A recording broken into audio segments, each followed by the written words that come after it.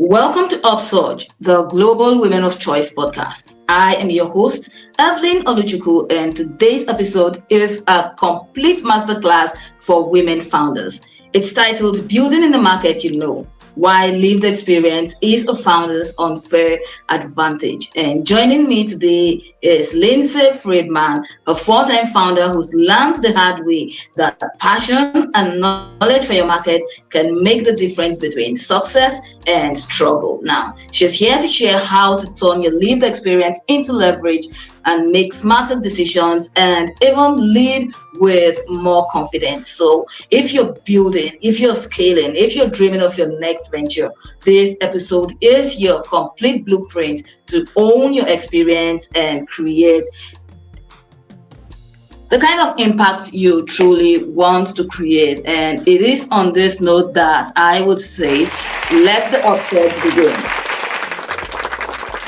Hello, Evelyn. Thank you so much for having me on your show. My name is Lindsay Friedman. I am the founder of CareBloom and LTCareNav.com. Both of these companies are in the space of caregiving, elder care, long-term care, and these are where my passions lie. I have been a family caregiver. I've been a professional caregiver. I care deeply about elders and what that kind of looks like for them as they age and what kind of care they're getting. And that's what really drove me to create both CareBloom and LTCareNav.com. But as Evelyn said, I'm also a four-time founder. My first two companies, one called WritingRoom.com, the other one called FlipSnap, were not in the elder care space. They were both technology companies, and they were focused on the first one was on writing, and the other was actually kind of a video platform for social engagement. And I thought they were really cool products. I thought I knew about the market, but the truth was I didn't. And I wasn't passionate about either of those things. And because of that, in the end, both of those companies ended up failing.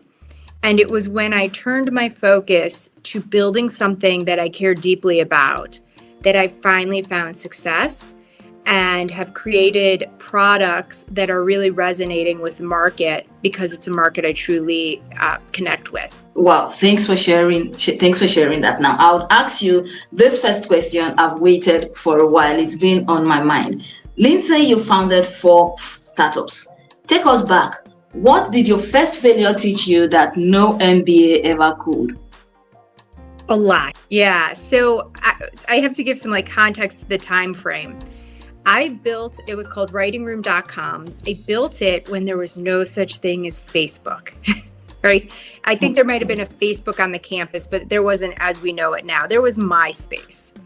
And at the time, I was actually working as a nursing assistant, but I really loved to write. And I was doing a lot of writing, and I was looking for a community that could really help me grow as a writer. And there wasn't anything because those kind of communities, the options weren't there. So I, knowing nothing about technology and knowing nothing about the market of what writers are looking for, said I'm going to build something for writers. And I learned how to code, which was huge. That was really me into technology. So it did give me an education. I learned how to code. I learned really how to get into systems and architecture. And so I was able to take that with me, but I was never able to actually figure out how to monetize this system that I built. And we ended up bringing on developers to help. And so it started to cost money. And at the time I was like, what are we going to charge people? And in my brain, I went, we don't need to charge people. We'll advertise. We'll do this.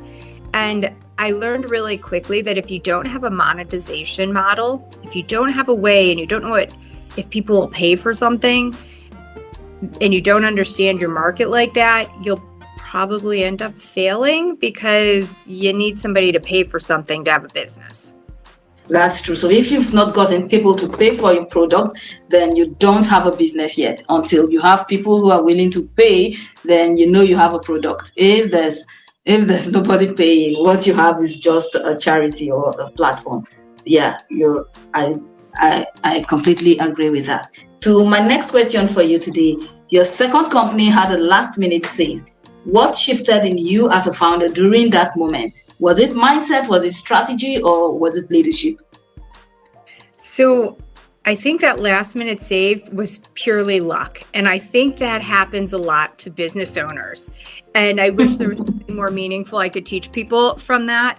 But the second company, FlipSnap, did background removal, like that you see on Zoom and you see on all of like TikTok, all of these like background blurring. And I started that company before there was an iPhone. So maybe my timing was too early on things as well. And started working on it, and we were really using it with like webcams and what did that look like. We were never able to really get the technology to work, but I had patents. I'd written patents over the years on the company, and IP is an asset. So I think if you are building something, remember to protect your IP, because that is how we ended up saving the company at the end, or having that save to make investors whole. So what ended up happening was right around COVID, right before COVID, we started seeing all these background removals coming on. I think the first time I saw it was on TikTok or Musical.ly, it might have been Musical.ly at the time. And my daughter runs over and goes, "Look, Mommy, FlipSnap's on this." And I went, "Oh, no, that's not mine." And okay, guys are doing something. They have the budget. And I said to my team, I'm like, "Look, we're never going to compete. We should probably close the business down." And so we had shut down the business. And within a very short period of time after, I got a phone call from a company that acquires patents that are being infringed on. And so, wow. Yeah, so we made a deal that they bought up the patents and the assets. So it was basically an asset sale, but it was a huge save for us, and it was luck, because I didn't really search that out. I didn't even know it was an option. So for anyone listening, your IP, your patents have value. So make sure you do have those in place. So I did learn that. But also there is a bit of luck that plays into being an entrepreneur. Yeah, there's a lot of luck. It's just that you can't bank on it, but at times it just shows up. But yeah, I've learned a lot from this incidents that happened with you, and this whole patenting thing. IP is a huge asset that when you have a certain personality type, you tend to take it for granted, because you can generate ideas, like that. So you really tend not to value your ideas, but IP is a big deal. It's a big deal. Every entrepreneur, every visionary should actually learn to protect their IP with the whole of their heart. Now, you've built both outside and inside markets you deeply understand. What fundamentally changed when you started building from lived experience instead of from theory? Yeah, so CareBloom came out of my direct experience with my grandma. I had said, like, I've been a professional caregiver when I was younger. It was a market I cared deeply about. And I really understood both what the professionals were facing, as that industry, the caregiving industry, is hard. It's overwhelmed. I saw it from that end, but I also saw it from the side of a family. And I think understanding the whole continuum was really important to my building of CareBloom, because you have to understand who your stakeholders are. And your stakeholder, especially in age tech, may not be the senior. The stakeholder may be the family member. It may be a home care company. It might be an assisted living, and understanding what each of their needs are and making sure you're not stepping on toes while you're building was really important. And because I had that understanding, I was able to build something that really fit into the ecosystem across that. And that really made a huge difference in the product that we built and our ability to get to market. Now, when you build in a market you know personally, how does it affect speed of execution, decision making, and resilience during hard seasons? So I think you make decisions that are better the first time around than you do sometimes when you're building for a market you don't know. You end up having to make multiple decisions and figuring out, like, in pivoting a lot. When you're building for a market you truly understand, I think there's a lot less opportunities for mistakes. Now, on the other hand, when you are still building for that market, I still recommend iterating and MVPs and taking it slow and putting out things and getting feedback, because you still will be a little bit surprised about what your market is replying to you with. But it definitely, I think, makes execution easier. When I personally learned about iterating, about MVPs, in fact, the first time I attended a startup bootcamp was the last time I created anything that failed, really, because understanding that aspect of, the passion is one thing, but understanding strategy, the whole startup ecosystem, understanding how it all comes together is one thing that every founder, every startup, should really get to understand. So yeah, I love that. Now, many women underestimate their lived experience because it does not look like, the traditional credentials like cooking, homekeeping and school runs and all that. How can women identify which part of their life stories are actually strategic advantages? So I think as women, especially as we're middle-aged or even that, we juggle a lot, right? So yeah, we have a different dynamic, not saying that men don't, but when we juggle our children, we juggle what that looks like to keep our families intact and what juggling a business, right? So I think having good strategies in places, but in boundaries as well, understanding what you're capable of and what you're not, and not being capable of something doesn't mean you're failing at it, right? We all have limitations, and really understanding those will help us in every aspect of our lives, including being a founder. Yeah, that's true. Knowing what areas could really be an advantage and which ones we should really leverage on, they do go a long way. Now, the building in the market, change your confidence as a leader. If so, how did it happen? Completely. It made it so when I was pitching, it made to investors or to customers, to the whole thing, it really changed how I was able to get up and talk about something. So I remember with my company FlipSnap, the second one, I was actually accepted to Plug and Play Accelerator in Silicon Valley. It's one of the large accelerators. It was, I know. Yeah, right. I think they were part of PayPal, right? It was an incredible opportunity. And I actually moved out to Silicon Valley and spent time there learning from them. And I remember getting up to pitch, and I would struggle with finding the true value proposition. Or when people would push back saying, well, why does somebody need this? I would not be able to clearly articulate what the problem was and why my solution was so powerful.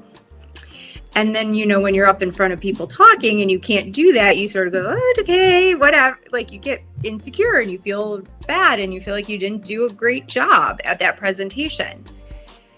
Now focusing on CareBloom and LT CareNav, I find I am so able to speak about it passionately, a different kind of passion that goes beyond building a business. It's very mission oriented. And I think my traction has been because I understand it so deeply and I care so much about it. When questions are asked, I know the answers because I know it intimately. And investors, customers, they see that when you feel that way about your product. You're right. You really can't fake it. You really can't fake it when you know your product deeply. When you feel so passionate, so strongly, so convinced, it just gets easier selling or convincing investors, convincing funding partners, and and all the other stakeholders about what you're doing. But when you've not lived it, it just feels borrowed kind of, and people easily see through you. So as we bring this conversation to a close, if you could go back and speak to yourself before launching your very first startup, what will you tell not you now, what will you tell her, your former self, about building from lived experiences? So I've been asked this before, and it's one that I think I have an interesting answer for.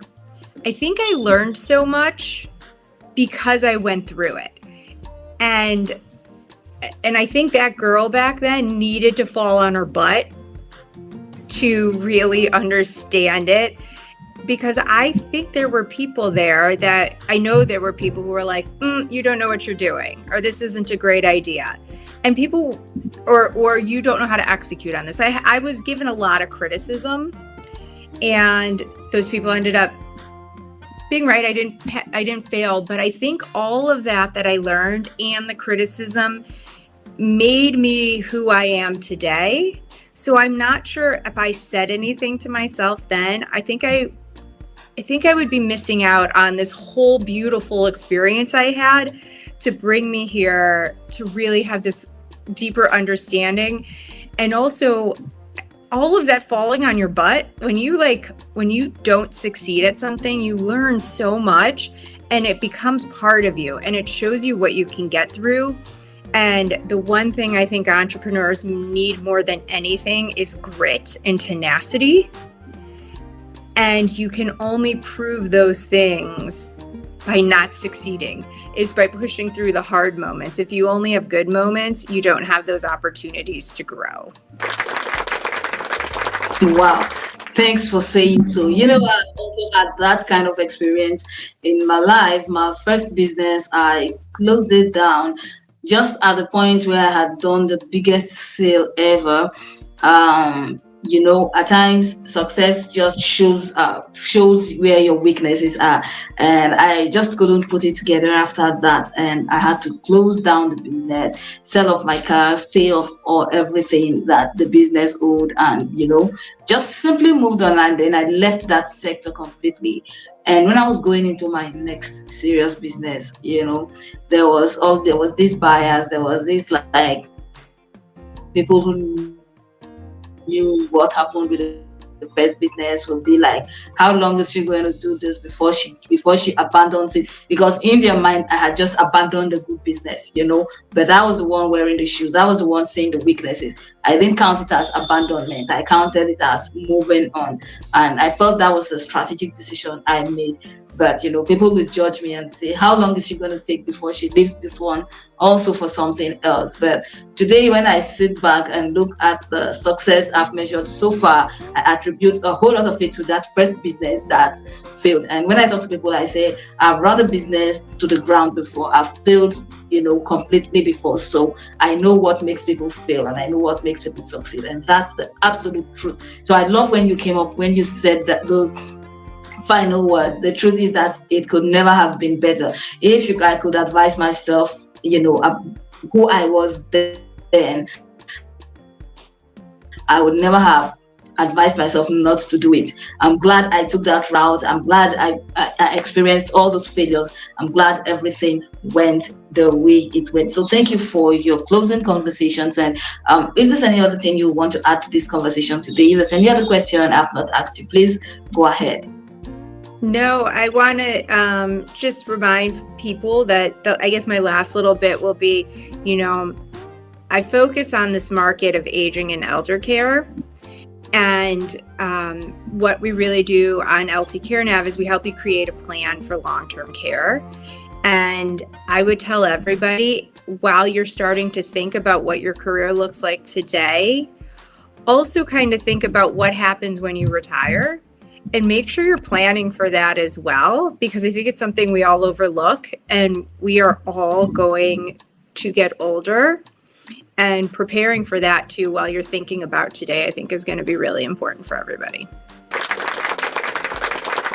Exactly. The more we take our time to prepare for that, it's something that, so long as we live long enough, it's definitely going to happen. So, yep, in the midst of all the ambitions, in the midst of all the inspiration, we should all take our time to prepare for that time, plan for ourselves and plan for our aging loved ones who might not have had the luxury or the information we are getting on the platter now. So thank you, Lindsay, for your time. Thank you. Today's own is a complete masterclass. I'm so happy to learn from your experience. And thank you and everyone who has taken time to listen to this episode where we had Lindsay Friedman sit down and share her experiences with us.